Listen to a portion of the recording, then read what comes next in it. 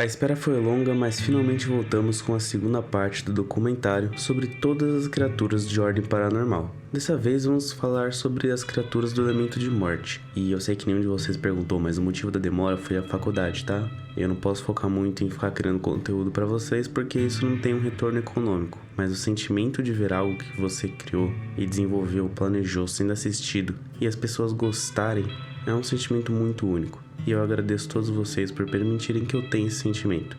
Muito obrigado mesmo. E se você puder me ajudar, clica no like. Isso vai ajudar muito o vídeo a ser enviado para mais pessoas. E também compartilhe esse vídeo com seus amigos que gostam do Ordem ou têm interesse no bestiário. Porque na minha opinião, uma das coisas mais legais em qualquer universo de jogo, livro, série, RPG, sempre é o bestiário.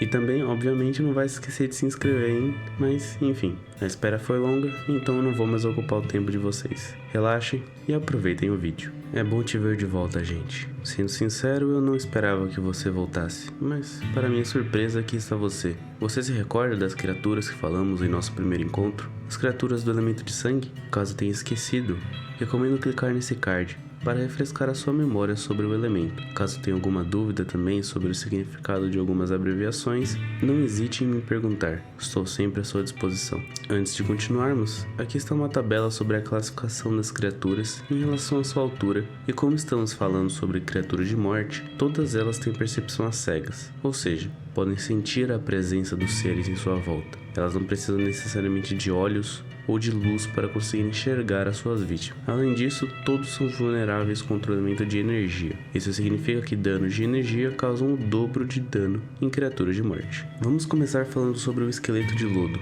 um cadáver consumido inteiramente pela morte, tomando uma forma esquelética acinzentada. Lodo escorre por todos os orifícios de seu corpo, deixando um rastro que parece perseguir a criatura. De dentro de seu crânio, é possível ouvir palavras sem sentido e um rugido numa voz rouca e rasgada. O esqueleto de lodo é capaz de regenerar e voltar de forma mais fraca após ser derrotado. Para desacelerar ou interromper a regeneração, é preciso queimar ou expor o lodo ao elemento de energia. Ainda não temos nenhum relato recente da aparição dessa criatura. O esqueleto de lodo é uma criatura de morte, de porte médio com VD20. Sua presença perturbadora afeta agentes com NEX inferior a 25%, que sofrem 2d4 de dano mental. A DT para reduzir o dano na metade é 14. Sua percepção é 1d20, sua iniciativa são 2d20. Ele apresenta 14 de defesa e sua fortitude é 1d20, seus reflexos são 2d20 mais 5 e sua vontade é 1d20.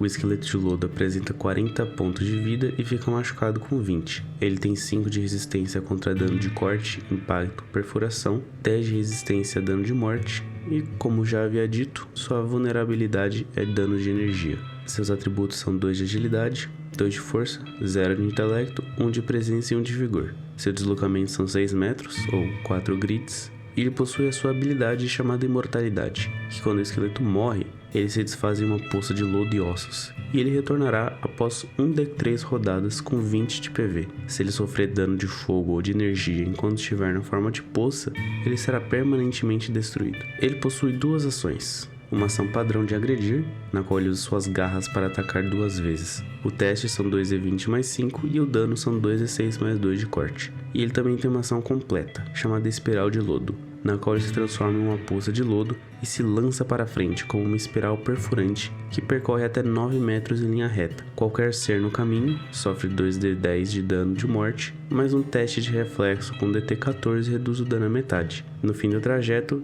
o esqueleto volta ao normal. E eu não sei se você soube sobre o caso que ocorreu naquele orfanato. Se me lembro bem, o nome era Santa Menefreda. Conheci um homem que sempre chamava de Santa Mega Freira. A falta que ele faz. Enfim, se você sabe do que eu tô falando, você deve saber que lá foram encontradas criaturas humanoides de lodo, mas não confunda as coisas. Aqueles eram existidos de lodo. Além do orfanato, eles também foram encontrados durante a invasão de escritas na mansão Leone, liderados por Noob. Os existidos de morte são uma variante dos existidos, uma criatura de conhecimento que vamos abordar com mais detalhes na próxima parte. Os existidos de morte são criaturas agressivas, que se movem de maneira totalmente imprevisível, se movendo tanto de maneira como se estivesse em câmera lenta, como de maneira extremamente rápida. Essas criaturas possuem 2 habilidades conhecidas. A primeira se chama distorção temporal, que desacelera os movimentos de um alvo escolhido, e sua outra se chama aceleração, que aumenta ainda mais a sua velocidade, além de que mais lodo é jorrado de seu corpo. Quando a criatura está nesse estado, atingi-la se torna mais difícil.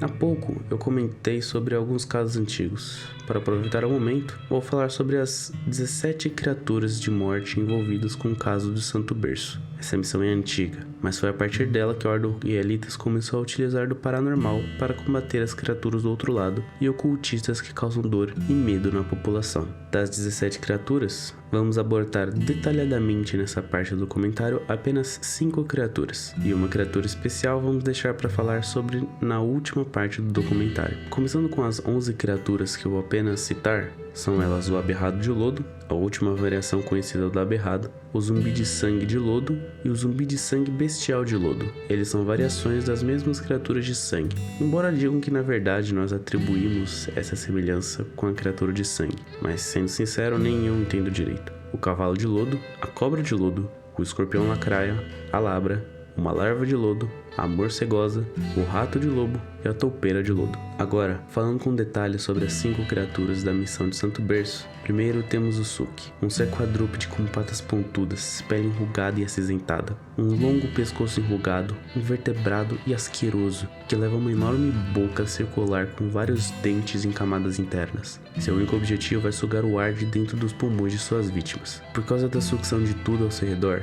ele emite um som extremamente alto e constante, que pode ser facilmente confundido com um aspirador de pó. Por algum motivo, nossos agentes que tiveram contato com o Suki dizem que uma frase surgiu na mente deles quando ficaram cara a cara com a criatura.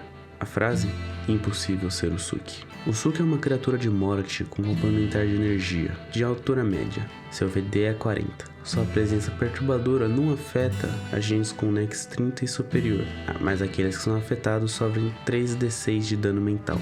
DT15 reduz a metade. Ele tem 1d20 mais 5 de percepção e 4d20 mais 5 de iniciativa. Sua defesa é 20, sua fortitude é 1d20, seus reflexos são 4d20 mais 10 e sua vontade é de 1d20 mais 5. O Suki possui 65 pontos de vida e fica machucado com 32. Ele possui resistência a corte, impacto e perfuração 5 e 10 de resistência a dano de morte. Seus atributos são 4 de agilidade, 2 de força, 0 de intelecto, 1 de presença e 1 de vigor. Seus deslocamentos são 12 metros, ou 8 grits, e ele possui 2 ações. A primeira é uma ação padrão de agredir, na qual ele usa sua mordida para causar dano. O teste são 4d20 mais 10, e o dano são 2d8 mais 2 de perfuração. Sua outra ação é uma ação livre, que chama sucção. Se ele acertar um alvo com uma mordida, o Suki pode prender os dentes no rosto da vítima e então tirar o ar de seus pulmões. O personagem que estiver preso deve fazer um teste de fortitude com DT 17 para conseguir soltar. Se falhar, ele fica inconsciente e no início do próximo turno ele será reduzido a 0 PV e ficará morrendo. Enquanto estiver prendendo um personagem dessa forma, o Suki não pode realizar ações, exceto reações, e seu deslocamento é reduzido para 3 metros. Caso ele sofra 10 pontos de dano ou mais na mesma rodada, ele vai soltar qualquer vítima que estiver prendendo. A próxima criatura se chama Arachnacita, e sendo um pouco informal e pessoal com vocês, esse bicho me dá arrepios. Tenho pesadelos com esse treco direto, e o que me deixa mais furioso é que essa foi a criatura que nessa missão matou um antigo amigo da minha família. Tenho apenas algumas memórias de Chris, de quando eu era criança. Ele sempre acompanhado de Arnaldo, e junto do Arnaldo tava sempre o porre do Thiago. Sinto falta de todos. Enfim, desculpe o desabafo, mas acho que você consegue entender o motivo. Essa criatura, a Arachnacita, é o resultado da distorção que a exposição ao paranormal causou em uma aranha qualquer, que se transformou numa criatura parasita e grotesca, que se alimenta do tempo de vida dos seres humanos para se desenvolver em uma aberração gigantesca. A aranha preta da morte é uma entidade originada da exposição a um símbolo de invocação de morte, semelhante com o do rato e com outra criatura que vamos falar logo.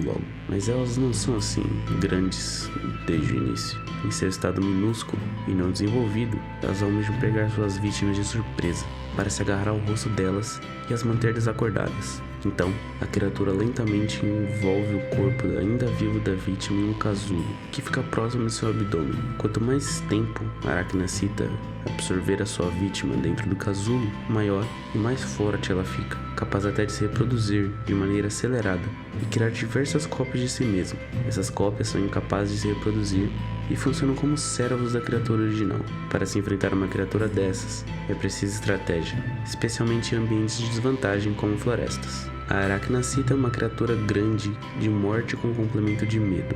Seu VD é 80 e sua presença perturbadora, causando 4d6 de dano mental. DT20 reduz o dano a metade. A criatura possui um D20 mais 10 de percepção, 3d20 mais 10 de iniciativa. Sua defesa é 23, sua fortitude são 2d20 mais 5, seus reflexos são 3d20 mais 10 e sua vontade é 1d20 mais 5. Essa aranha gigantesca tem 140 pontos de vida e fica machucada com 70.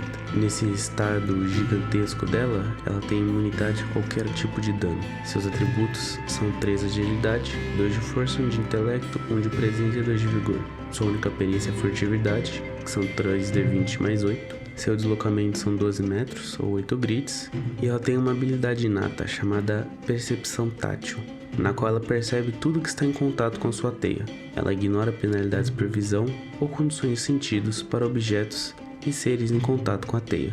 Ela possui 4 ações, sendo a ação padrão de agredir a sua mordida, o teste são 2d20 mais 15 e o dano são 2d10 mais 10 de perfuração. Sua outra ação é uma ação livre chamada estacar, que quando ela causa dano com sua mordida, ela pode usar o seu lodo da morte para prender o alvo no lugar. A vítima sofre 1d10 de pontos de dano de morte e fica agarrada. Ela pode se soltar gastando uma ação padrão e um teste de atletismo com DT20. Personagens adjacentes podem gastar uma ação padrão para soltá-lo com o mesmo teste, ou ajudá-lo em seu próprio teste. Sua ação de reação se chama Desovar Aranhas, na qual uma vez por cena, quando ficar machucada, ela desova diversas aranhas menores que se espalham em sua volta e no início de cada turno depois disso, gera efeitos diversos. No primeiro turno, até o fim da cena, um personagem que inicia seu turno em alcance curto da criatura sofre 2d6 pontos de dano mental, vontade DT15 reduz a metade. A partir do segundo turno, as aranhas atacam os personagens ao redor da Arachnacita. Até o fim da cena,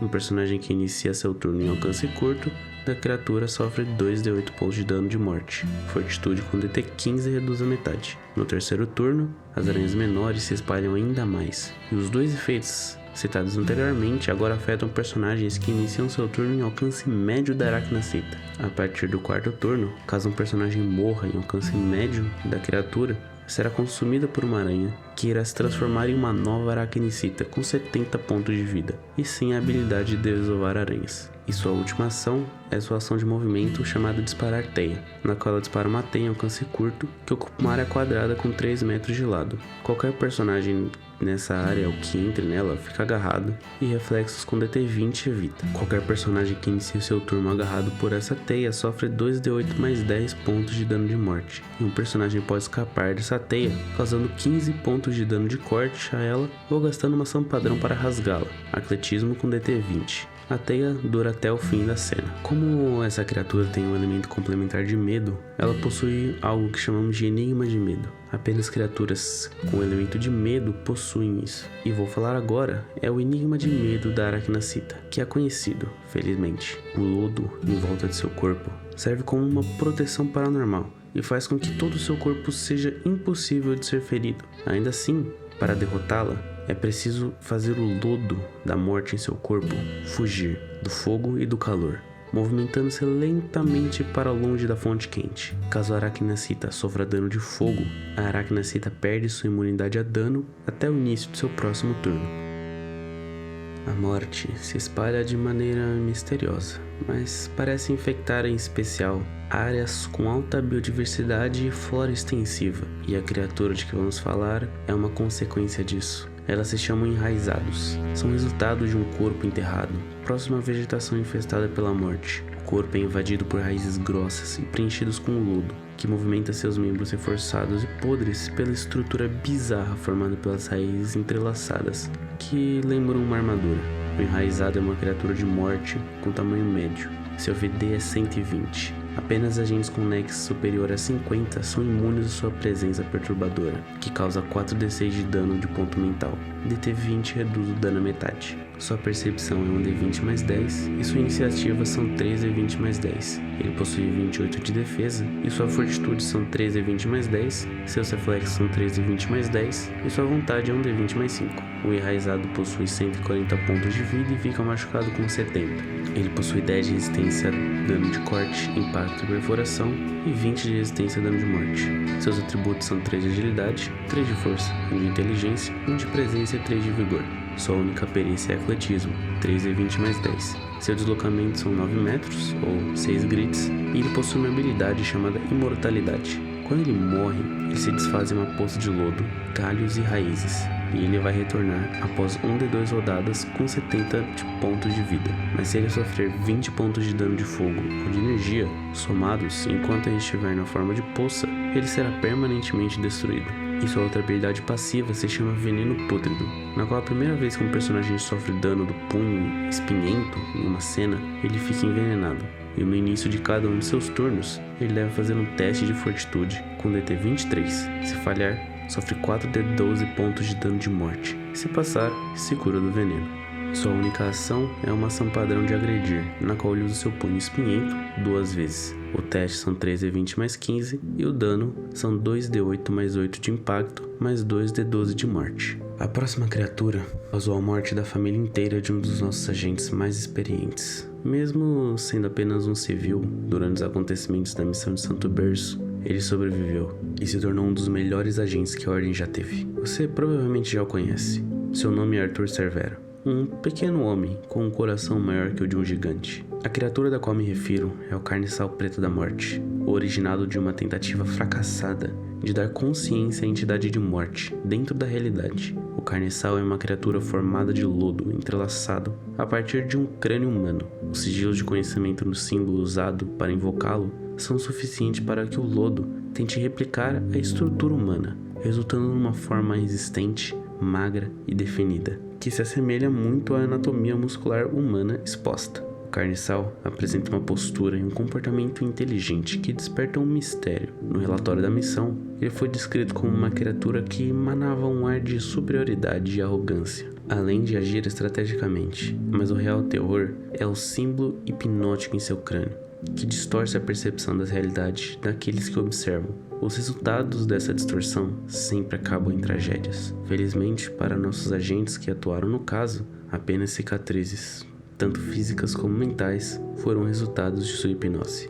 O tempo parece ser um fator determinante para o Carniçal, como se a casca não pudesse suportar sua manifestação com facilidade. E com o decorrer do tempo, a criatura vai se tornando mais irracional. O Carniçal Preto da Morte é uma criatura com 200 de VD. Seu elemento principal, obviamente, é a morte e tem como complementar o conhecimento. E sua estatura é média. Sua presença perturbadora não afeta agentes com Nex superior a 65, já aqueles que são afetados sofrem 6d6 de dano mental e DT 30 para reduzir o dano à metade. Sua percepção são 3d20 mais 15 e sua iniciativa são 4d20 mais 15. Ele possui 38 de defesa e sua fortitude são 3d20 mais 15. Seus reflexos são 4d20 mais 15 e sua vontade são 13d20 mais 15. Ele possui 400 pontos de vida e fica machucado com 200. Ele é totalmente imune a qualquer dano balístico e tem 10 de resistência a dano de corte, impacto e perfuração e 20 de resistência a dano de morte. Seus atributos são 4 de agilidade, 4 de força, 3 de intelecto, 3 de presença e 3 de vigor. Sua única perícia é atletismo, 4d20 mais 15, e seu deslocamento são 12 metros, ou 8 grits. Ele possui 3 habilidades passivas. A primeira se chama Físico Paranormal, na qual o Carniçal possui um porte físico poderoso e pode saltar o dobro do deslocamento normal. Sua outra se chama Instinto Mortal, na qual o Carniçal age de maneira precisa e quase calculista, mas isso muda quando ele fica com 200 de PV ou menos. Nessa condição, ele usa a hipnose como ação livre no começo de cada um de seus turnos e pode fazer um ataque adicional de garra de morte se atacar o mesmo alvo com suas 2 garras. E sua outra habilidade se chama Corpo Fechado, na qual um ser que usa a ação mirar para disparar na cabeça do Carniçal ignora sua imunidade a dano balístico. O Carniçal possui 2 ações padrões. A primeira é a de agredir, com sua garra, 2 vezes. O teste são 4d20 mais 25 e o dano são 4d10 mais 20 de morte. Sua outra ação padrão é a hipnose, na qual ele domina a mente de um ser em alcance curto,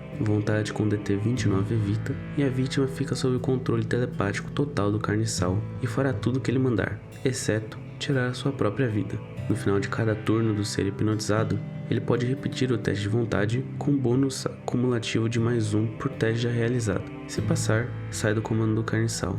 A criatura pode ter até 3 seres hipnotizados por vez, e caso o carniçal use essa habilidade em um alvo enlouquecendo, o ser falha automaticamente e fica sob domínio permanentemente do carniçal, ou até que o carniçal seja destruído. Um ser nessa condição pode até mesmo tirar a própria vida se assim for comandado. Ele também possui uma ação de reação, chamada Pancada Poderosa. Quando ele desfere um acerto crítico com sua garra da morte, ele pode empurrar seu alvo 6 metros em qualquer direção. Se o alvo colidir com um objeto resistente, como uma parede ou um carro, a vítima sofre 4d6 pontos de dano de impacto. Se o objeto for outro ser, ambos sofrem esse dano.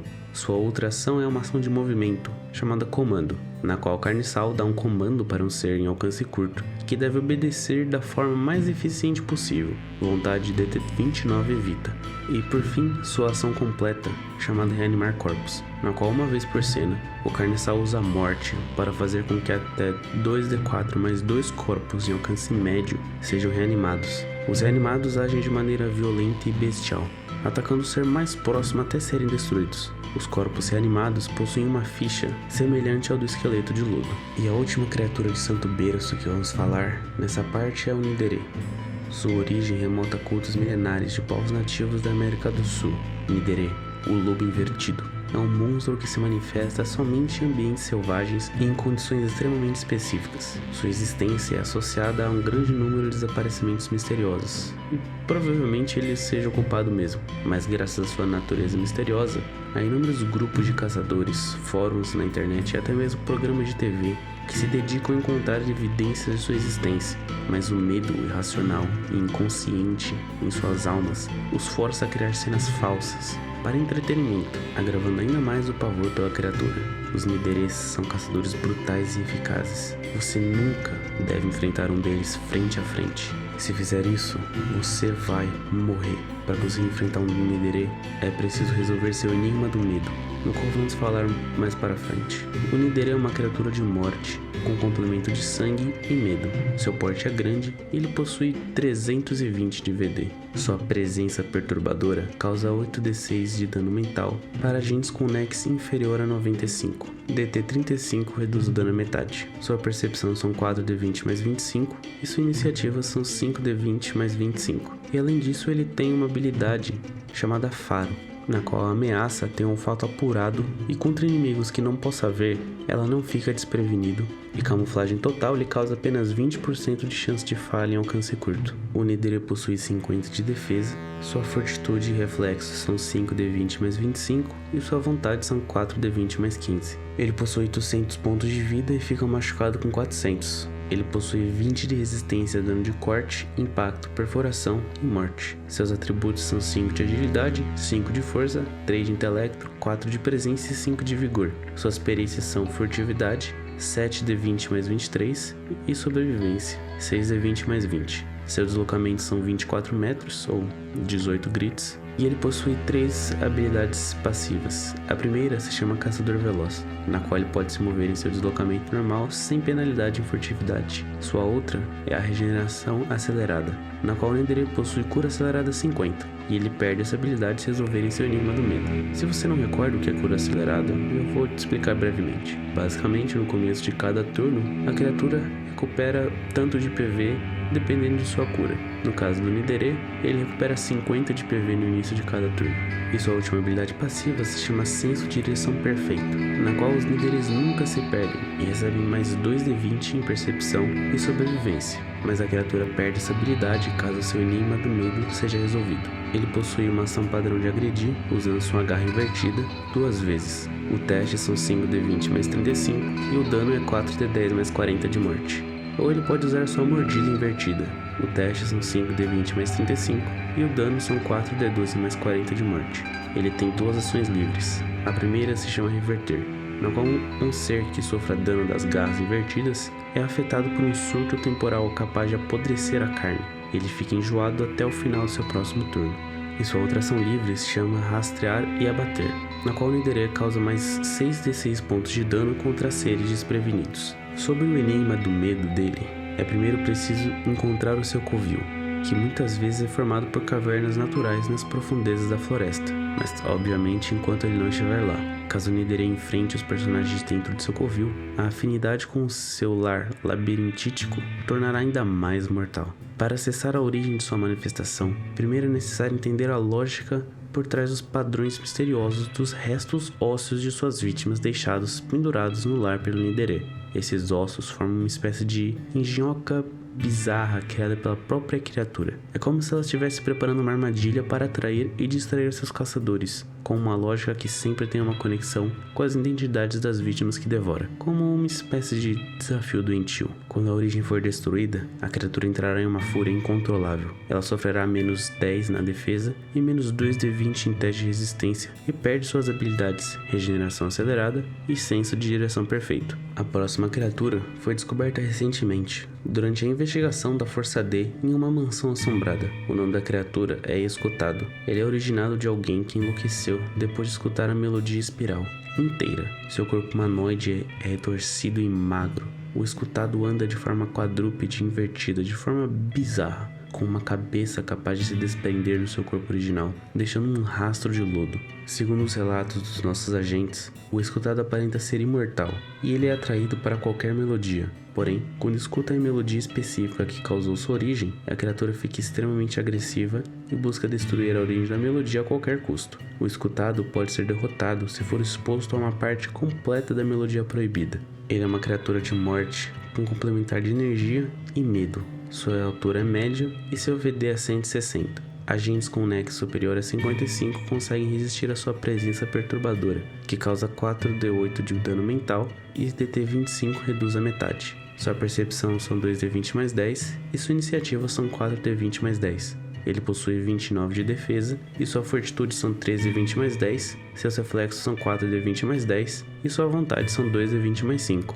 Ele possui 290 pontos de vida e fica machucado com 145. Ele possui imunidade a qualquer tipo de dano, mas já vamos falar nisso quando falarmos do enigma do medo dele. Seus atributos são 4 de agilidade, 3 de força, 1 de intelecto, 2 de presença e 3 de vigor. Seu deslocamento são 12 metros, ou 8 grids, e ele possui uma habilidade passiva, chamada multiplicação melódica. No início do turno do Escutado, se ele estiver ouvindo a melodia de sua criação, manifesta uma cópia sua e um ponto à sua escolha em alcance curto. A cópia possui 145 pontos de vida e não tem imunidade a dano, e age junto com o Escutado original. A partir do próximo turno dele, as cópias também possuem essa habilidade, gerando novas cópias caso aplicável. O Escutado e suas cópias tentarão eliminar o ser que estiver tocando a melodia. O Escutado possui duas ações padrões, ambas de agredir. Ele pode agredir com a sua mordida 2 vezes, o teste são 3d20 mais 20 e o dano é 3d6 mais 10 de perfuração, ou com a sua cabeça arremessada. A distância é curta e ele defere o ataque 2 vezes.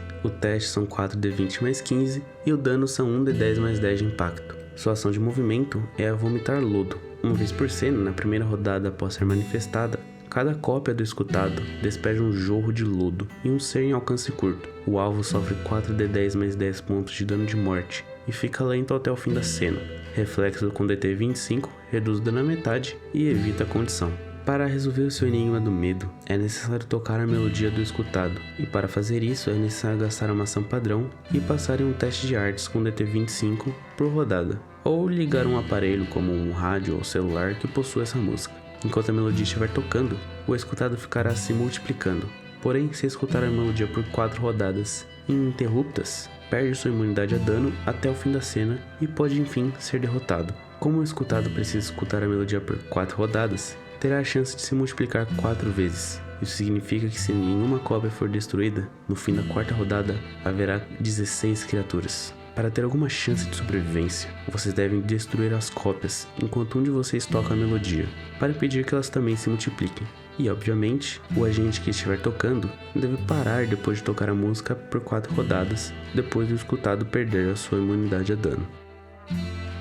Evidências arqueológicas indicam a presença do paranormal há milênios de anos, até mesmo no Antigo Egito. O ato de mumificar o corpo em busca da imortalidade possuía resultados macabros e inesperados. A múmia chipófaga é uma criatura aterrorizante e misteriosa. Aqueles agarrados até o fim de sua vida são fundidos ao seu corpo, se tornando um dos seres amalgamados nas amarras da eternidade distorcidas da morte. A múmia chipófaga é uma criatura de morte de altura média. Seu VD é 240 e causa 6d8 pontos de dano mental para agentes com Nex inferior a 75. DT 30 reduz o dano à metade. Ele possui 3d20 mais 10 de percepção, 5d20 mais 15 de iniciativa. Ele tem 35 de defesa, sua fortitude são 4d20 mais 15 e sua vontade são 3d20 mais 10. Ele possui 400 pontos de vida e fica machucado com 200. Ele possui 10 de resistência a dano de corte, impacto e perfuração e 20 de resistência a dano de morte. E ele tem vulnerabilidade tanto à energia como também a fogo. Seus atributos são 5 de agilidade, 4 de força, 2 de intelecto, 3 de presença e 4 de vigor. Seu deslocamento são 9 metros, ou 6 grits, e ele possui uma habilidade passiva, chamada Faixas da Permanência. Quando uma múmia é reduzida a 0 de pontos de vida, ela não é destruída. Em vez disso, ela pode continuar agindo até o final do seu próximo turno. Se não terminar seu próximo turno com pelo menos 1 ponto de vida, ela então morrerá.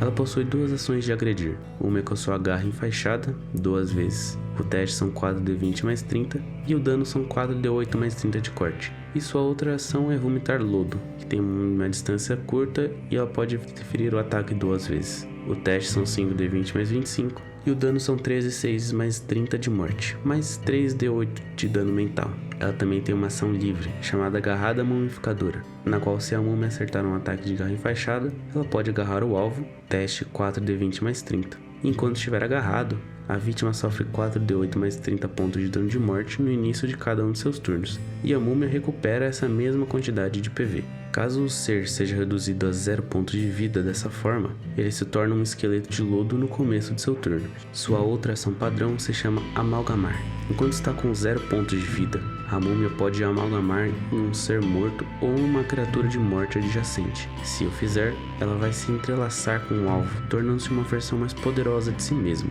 Ela recupera 200 pontos de vida e passa a atacar 3 vezes com suas garras enfaixadas, e seus ataques causam mais 5 pontos de dano cada. Uma múmia que já esteja amalgamada com outro ser pode ser amalgamar mais uma vez, combinando-se com um total de 2 seres. Ao se amalgamar pela segunda vez, ela recupera mais de 200 pontos de vida e passa a atacar 4 vezes com suas garras enfaixadas, e novamente aumenta o bônus de dano em mais 5, para um total de mais 10 por ataque. E falando ainda sobre o Egito, uma das criaturas mais macabras que essa antiga civilização proporcionou foi o carniçal da Esfinge. Tudo bem que não foi culpa deles, eles fizeram a Esfinge, mas enfim. O carniçal da Esfinge é uma criatura de morte com complemento de conhecimento, sendo ela uma visão distorcida da própria Esfinge, com um corpo quadrúpede e esquelético, mas que também parece ser formado por uma espécie de carne apodrecida. Seu estômago é rodeado por costelas, que levam a um grande pescoço, e em seu pescoço um enorme rosto semelhante a um crânio humanoide, com dentes afiados e 2 chifres, um em sua testa e outro em seu queixo. A criatura foi invocada pela primeira vez durante a invasão de Nub na mansão Leone.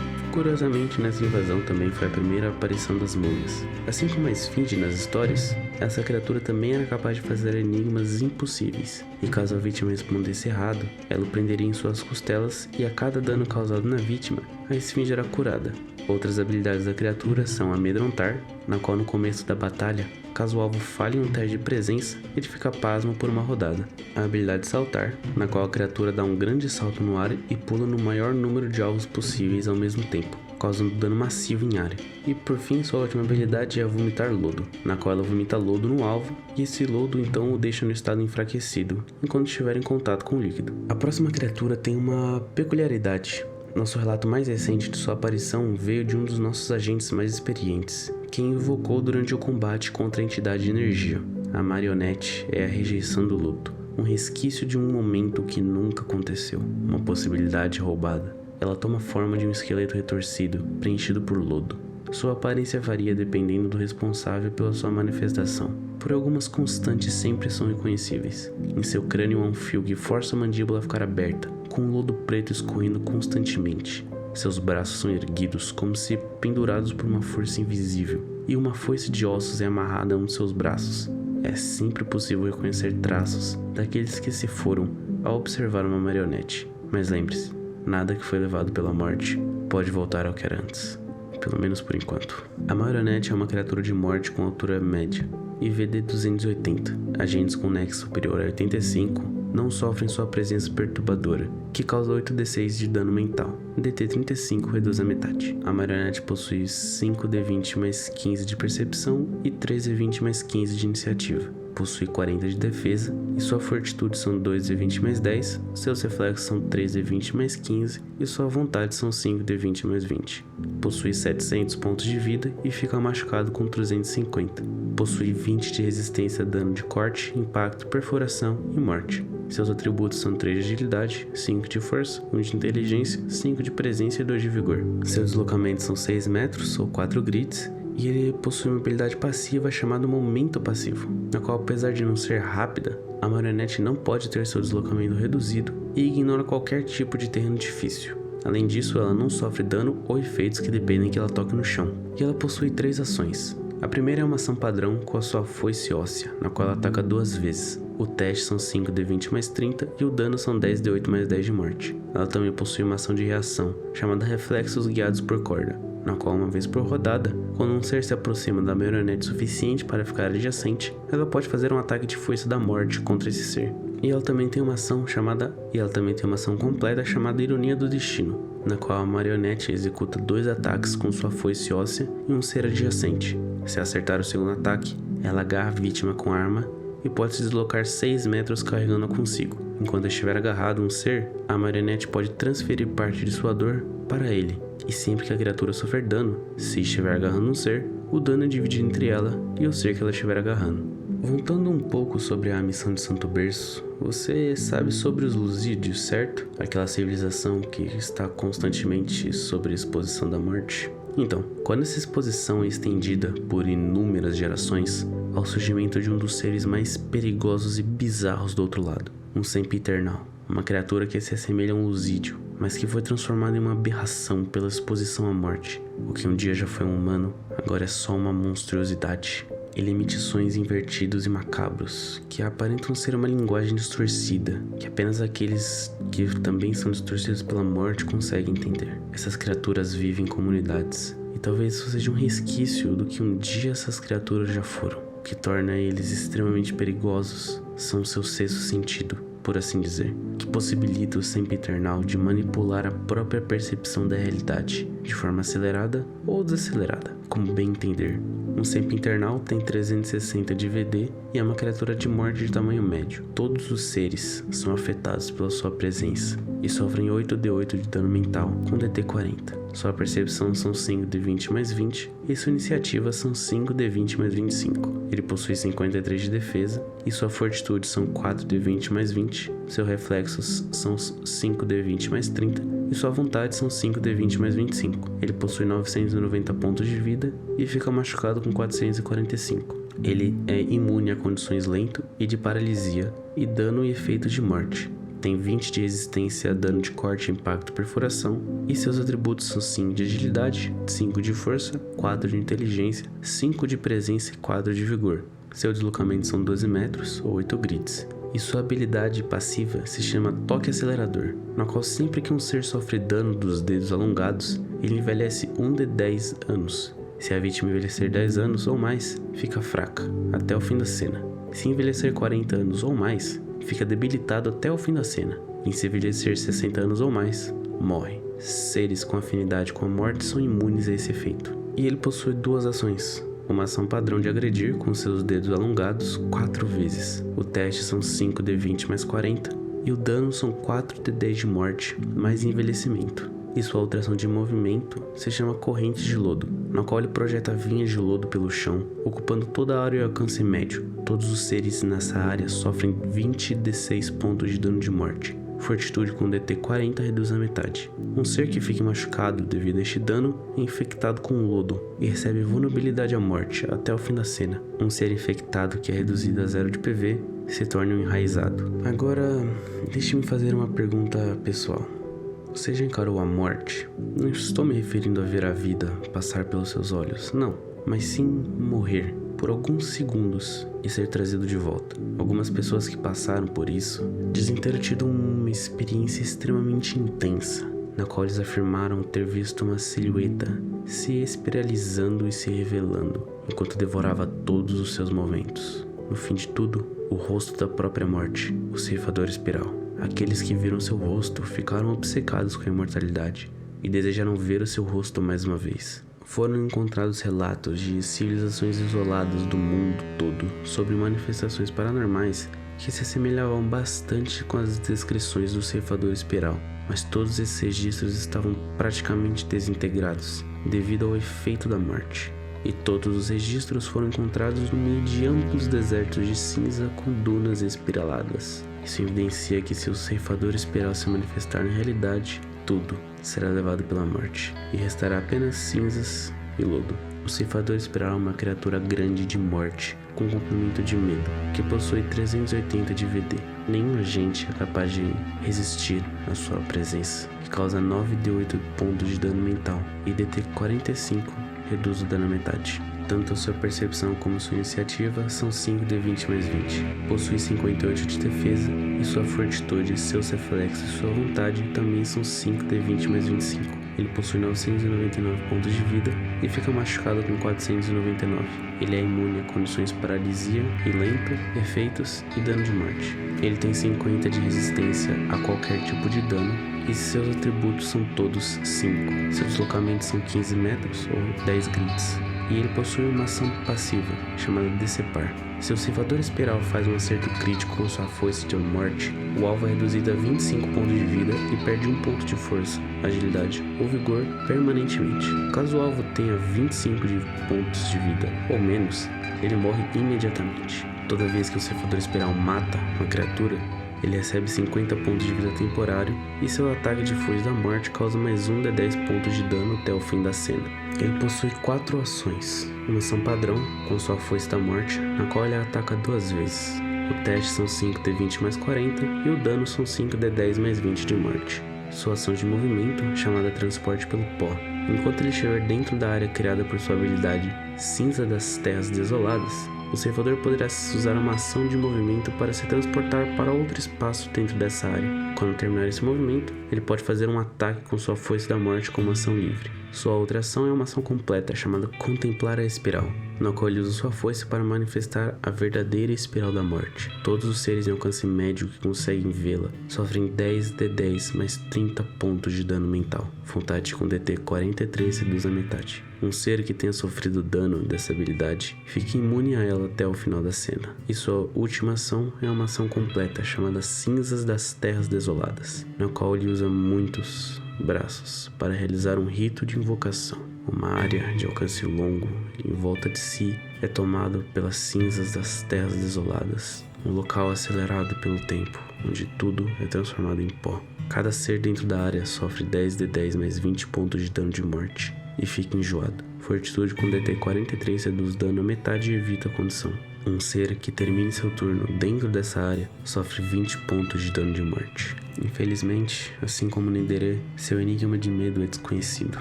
Mas temos uma pequena descrição sobre. A espiral consome todos, pois é o próprio tempo reverso em si. Não se pode parar a espiral, pois cada corrida para um círculo externo é um caminho mais longo em direção ao fim. É cansar, ao invés de findar. Aqueles que quebram a espiral são aqueles que as transformam em uma linha reta. Mesmo que infinita, a linha é limitada. Ela é definida por suas beiradas e, portanto, existe escapatória. Transformar a espiral em linha, porém, é uma tarefa misteriosa que requer esforço e energia quase inimagináveis. Quando seu enigma de medo for resolvido, o ceifador espiral perde sua resistência a dano e qualquer área de terras desoladas se torna terreno normal ao final do seu próximo turno. E essas foram todas as criaturas do elemento de morte que conhecemos até o momento. Lembrando que existe a possibilidade de você se deparar com criaturas nunca antes vistas. Então esteja sempre preparado, sempre de olhos abertos e muito bem informado sobre onde será sua missão e os aspectos da região. Preparação a mais nunca é demais, já diria eu. Que bom que você voltou a gente, sinceramente. Não é todo mundo que consegue continuar depois de ver as criaturas de sangue, mas você conseguiu. Parabéns, de verdade. Eu espero que continue nessa jornada e não desista agora. No próximo capítulo vamos abordar as criaturas do elemento de conhecimento. Até logo, futura gente. E aí, você sabia sobre todas essas criaturas? Comenta aí qual que foi a sua favorita, porque a minha sem dúvida nenhuma foi o Ceifador Espiral. O conceito por trás dele e o design dele são incríveis, mas aquele Luzidium monstruoso também é muito da hora. Eu espero mesmo que você tenha gostado do vídeo e lamento pela demora. Acredito que o próximo não vai demorar tanto assim. Eu descobri um método bem eficaz para conseguir escrever os roteiros desse tipo de vídeo, então eles vão sair mais rápidos, provavelmente. Antes de sair do vídeo, não se esquece de se inscrever e de deixar o like. Isso vai fazer o YouTube ver que vocês estão gostando do vídeo, vão mostrar meu vídeo para mais pessoas, e assim mais pessoas vão conhecer o canal. E só vai virar uma bola de neve e a gente vai crescendo e vai criando a nossa comunidade. Vocês são essenciais para que continuem fazendo isso. Chegamos na marca de 300 seguidores e eu só posso agradecer vocês por isso. Obrigado por me apoiarem e por acreditarem no meu conteúdo. E eu vejo você no próximo vídeo. Andarilho.